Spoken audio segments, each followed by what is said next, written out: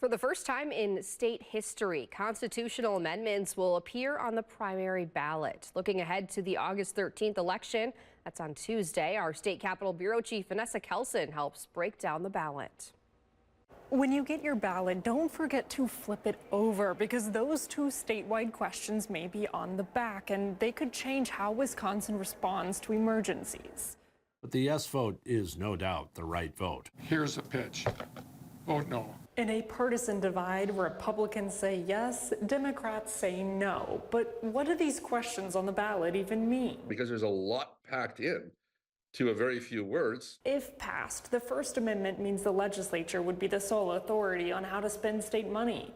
The second would mean the governor can't spend federal money without the legislature's approval. Wisconsin adopted a law in response to the Depression that authorized the governor of the state to spend money received from the federal government. We're talking about the New Deal here. The Republican-authored amendments were inspired by the billions of dollars in federal aid Wisconsin received during the pandemic that Evers spent at his discretion. It's not a Democrat or Republican thing.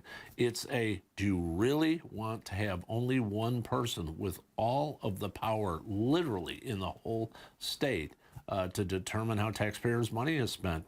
If passed, Democrats say governors will struggle to efficiently respond to emergencies. The Republicans took a 300-day vacation during the pandemic, didn't come into session. So what would I have done during that time? Nothing. I could not have responded with the money that was there. Essentially, Republicans want oversight, while Democrats warn of the gridlock that could come with that legislative oversight. And the Democrats want it to be in the hands of one person. Critical federal emergency funds could get stuck in gridlock in Madison rather than reaching first responders. Primary elections historically have lower voter turnout, but you don't have to wait until August 13th, Tuesday, to cast your ballot. Absentee voting has already started.